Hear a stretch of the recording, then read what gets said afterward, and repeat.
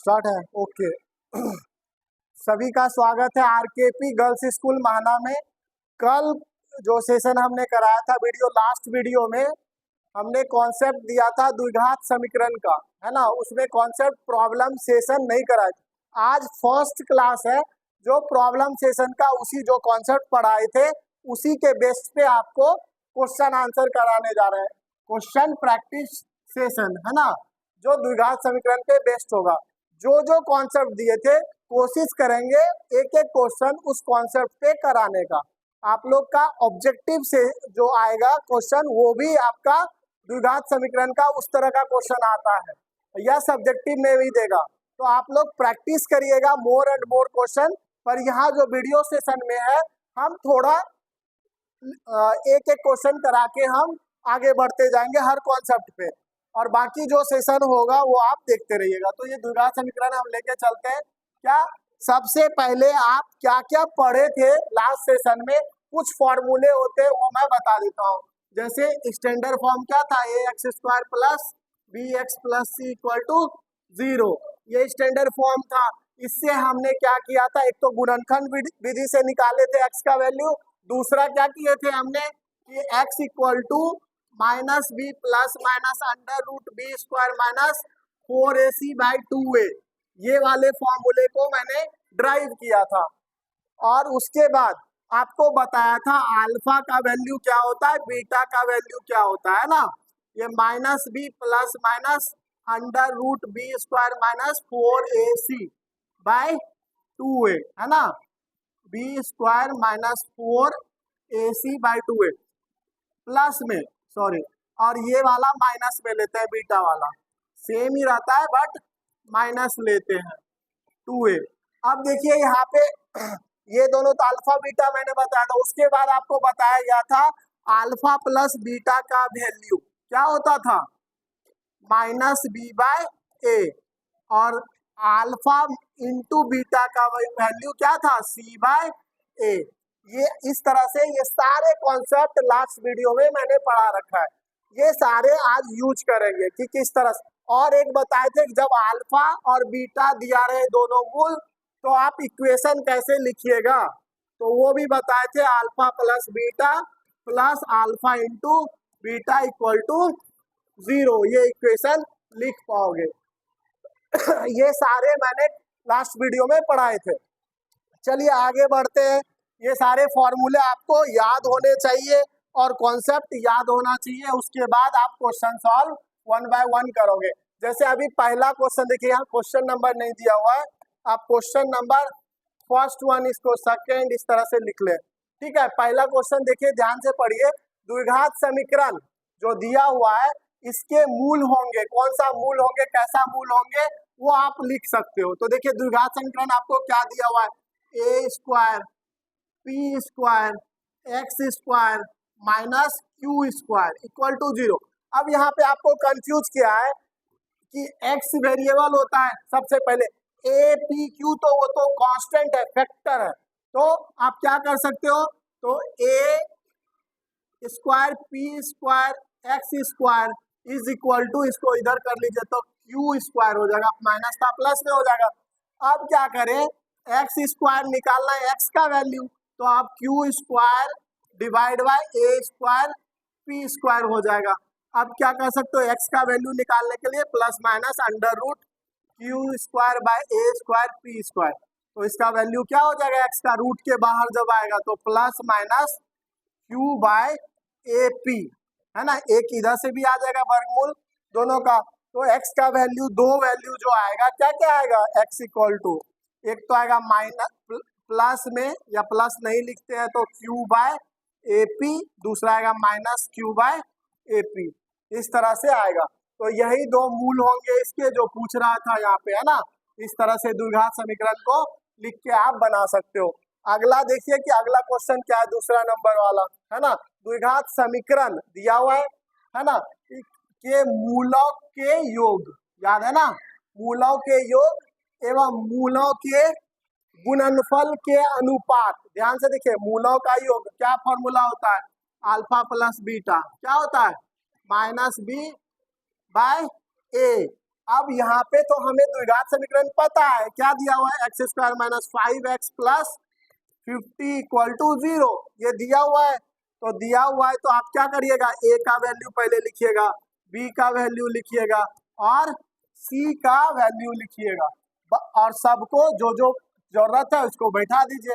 तो मूलों का योग क्या हो जाएगा, माइनस b कितना है, माइनस 15, a कितना है, 1 है, माइनस 15 है, तो माइनस माइनस क्या हो जाएगा, प्लस, तो मूलों का योग क्या हो जाएगा, अल्फा प्लस बीटा, 15 आंसर आएगा। और मूलों का गुणनफल c बाय a, c कितना वैल्यू है, 50 है ना, 50 अब बाय 1 तो कितना हो जाएगा, 50 ही होगा। तो मूलों का गुणनफल क्या हो गया, 50। तो इस तरह से आंसर इसका भी मिल गया, ये दूसरा वाला का।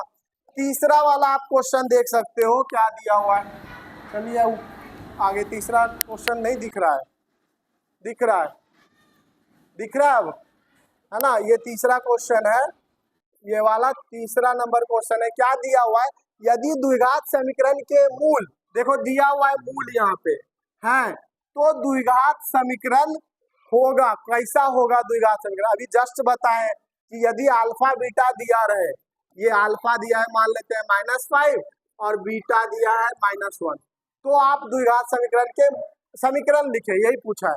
तो आपका इक्वेशन कैसा था, x square minus alpha plus beta x plus c equal to 0, यही था ना।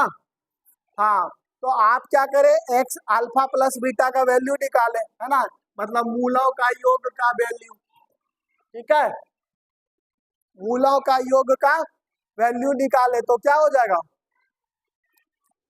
अल्फा प्लस बीटा निकालेंगे तो क्या हो जाएगा, यहाँ -5 और बीटा क्या है -1, कितना हो जाएगा -6।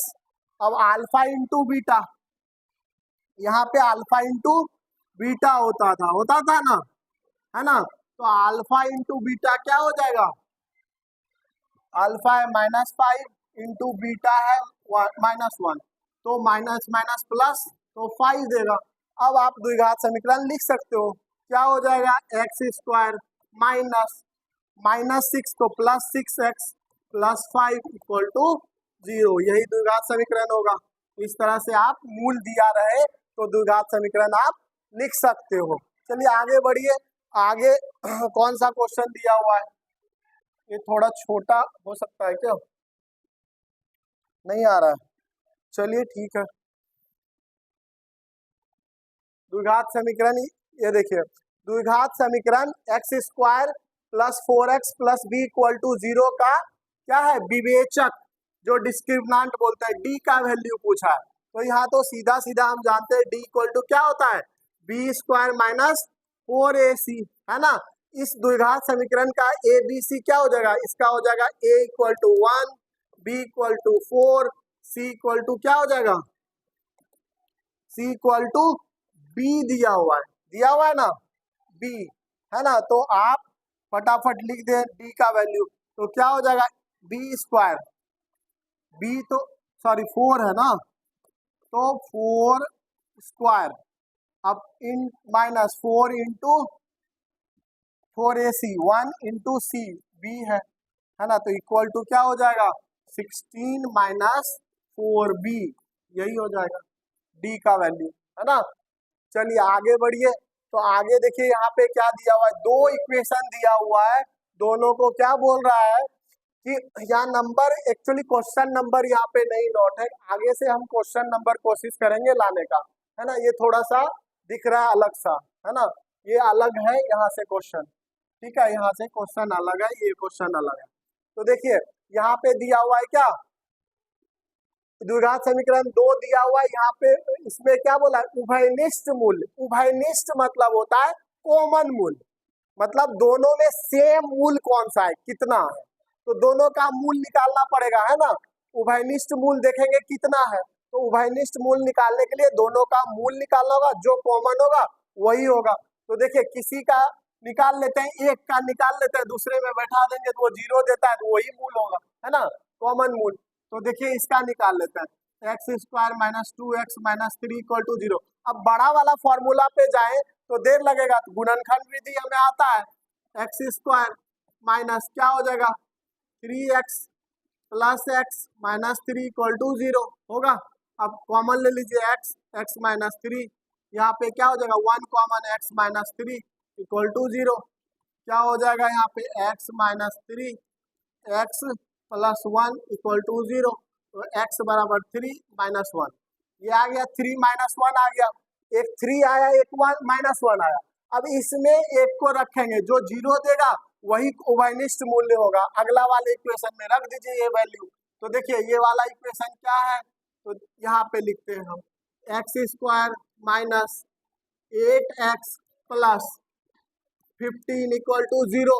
इसमें यदि आप रखिएगा 3, मतलब वैल्यू x का 3 रखिएगा, तो क्या हो जाएगा स्क्वायर माइनस 8 इंटू 3 प्लस 15, तो क्या हो जाएगा ये 9 माइनस 24 प्लस 15, तो ये तो आ गया 24 माइनस 24 आ गया ना इक्वल टू 0। मतलब 3 एक ऐसा मूल है इस इक्वेशन का दोनों का कि वो उभयनिष्ठ है, मतलब कॉमन मूल है ना। तो 3 ही आंसर होगा, एक नहीं होगा, क्योंकि माइनस 1 यदि रखिएगा तो वो नहीं आएगा 0। देखिए अब एक्स स्क्वायर है तो माइनस 1 का स्क्वायर, अब माइनस 8 इंटू माइनस 1 अब प्लस 15, देखिए नहीं आएगा, ये तो स्क्वायर होगा तो 1, ये भी माइनस माइनस प्लस 8 प्लस 15, क्या 0 आ रहा है? नहीं आ रहा है ना, नॉट इक्वल टू 0 है, तो ये उभयनिष्ठ मूल नहीं है। कौन सा मूल है? 3 इज द उभयनिष्ठ मूल, है ना, कॉमन मूल आप बोल सकते हो उसको। चलिए आगे बढ़िए, तो ये अगला क्वेश्चन क्या दिया हुआ है देखिए ध्यान से, निम्नलिखित में से कौन द्विघात समीकरण है। अब देखिए पहला ही सवाल था ये, जब हम पढ़ा रहे थे तो आपको क्या बोले थे, द्विघात समीकरण में पहचानना है कि कौन सा द्विघात समीकरण है। तो आप देख सकते हो यहाँ पे पहचानना है, पहला ए नंबर, जैसे ये तो आंसर है दिया हुआ यही होगा, पर आपको पहचानना है कैसे ये अगर दूसरा वाला नहीं हुआ। तो यहाँ देखिए हम बताए थे x पर पावर क्या होना चाहिए, 2 होना चाहिए है, अगला x पर पावर 1 होना चाहिए, यहाँ क्या है 1/2, जबकि गलत है ना, पावर क्या होना चाहिए 1 होना चाहिए फिर 0 होना चाहिए, ये गलत हो गया। यहाँ भी x पर पावर क्या है 1/2, ये भी गलत है। फिर यहाँ पे देखिए इसको ब्रेक करेंगे तो x square plus 1 plus 2x plus x square equal to 0, अब ये दोनों जुटे 2x square plus 2x plus 1 equal to 0, ये एग्जैक्ट दिख रहा है द्विघात समीकरण। पर यहाँ पे क्यू है 3 आ गया x पर पावर, जब भी इसको ब्रेक करिएगा तो 3 आएगा x पर पावर, जो कि ये भी नहीं है, इसीलिए ये क्या है द्विघात समीकरण है। कौन सा? सी नंबर, सी नंबर इसीलिए दिया हुआ है क्या द्विघात समीकरण है। चलिए और भी है, चलिए यहाँ पे क्या दिया हुआ है 2x square plus 5x minus 12 का एक मूल कौन सा होगा, ये तो दिया हुआ है, ये 4 माइनस 4 है, पर आपको निकालना है तो या तो फॉर्मूला से निकालिए या तो गुणनखंड विधि से तोड़ दीजिए इसको। क्या 2x square minus 5x minus 12 equal to 0 है, इसको गुणनखंड विधि से तोड़िएगा तो क्या होगा एक्स स्क्वायर, ये दोनों गुना करेंगे 24 आ रहा है, तो इसको ऐसा ब्रेक करें कि 24 आए, तो क्या करेंगे 8x माइनस प्लस 3x, 8 या 24 होता है, तो आप कर सकते हो। अब देखिए इसको कॉमन लेंगे 2x, तो x माइनस 4, यहाँ पे प्लस 3 कॉमन लेंगे तो x minus 4 is equal to 0। अब आ जाएगा x का वैल्यू क्या, x माइनस 4, एक आ जाएगा 2x प्लस 3 इक्वल टू 0, तो x इक्वल टू 4, एक क्या हो जाएगा माइनस 3/2, है ना, ये आ जाएगा। तो अब एक तो 4 आया, माइनस 4 दिया हुआ है तो गलत है, प्लस 4 आ रहा है, राइट ना, प्लस 4, ओ सॉरी मैंने इक्वेशन ही गलती लिखा है, देखिए यहाँ प्लस दिया हुआ था ना, मैंने माइनस ले लिया, इसीलिए वो माइनस 4 नहीं दिया है ना। यहाँ आप यदि प्लस लीजिएगा तो यहाँ भी प्लस होता और ये वाला माइनस होता 3 वाला, है ना, x माइनस 3x हो जाता है ना, तब वो आ जाएगा 4। देख लीजिए अब कॉमन लीजिएगा तो यहाँ प्लस 4, यहाँ भी प्लस 4, यहाँ माइनस आ जाएगा, ठीक है, तो ये क्या हो जाएगा माइनस 4 और 3/2, ठीक है, तो इसलिए ये माइनस में दिया हुआ है, ठीक है, तो -4 इक्वेशन आप सही लीजिए तो वो आ जाएगा। गुणनखंड विधि से हमने क्वेश्चन भी बनाया था लास्ट के वीडियो में भी, तो आप सीख सकते हो गुणनखंड विधि भी।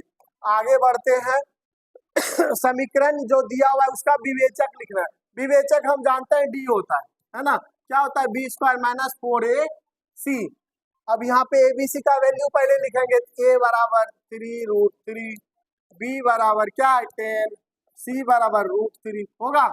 लिख देंगे b बराबर 10 है, 10 का स्क्वायर 4 इंटू a बराबर 3√3 इंटू c बराबर √3, ये तो 100 हो जाएगा माइनस। अब देखिए √3 3 देगा तो 3 और गुना 3 9, 9 चौके कितना होता है 36, घटाइएगा 64, डी का मान क्या आ गया 64, जो कि यहाँ पे येलो कलर में दिया हुआ था पहले से आंसर, पर आपको चेक करना था कैसे निकलेगा। समझ में आ रहा है? तो इस तरह से आप इसको चेक कर सकते हो। बाकी तो इतना क्वेश्चन आज काफी है बनाने के लिए।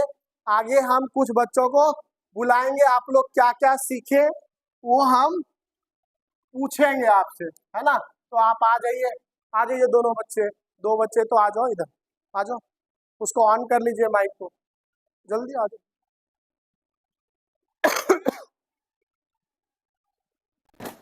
आ जाइए जल्दी से, कौन है? अभी आपको द्विघात समीकरण कैसा लगा? बढ़िया है? इधर आ जाइए बीच में, उधर दिखेगा ही नहीं।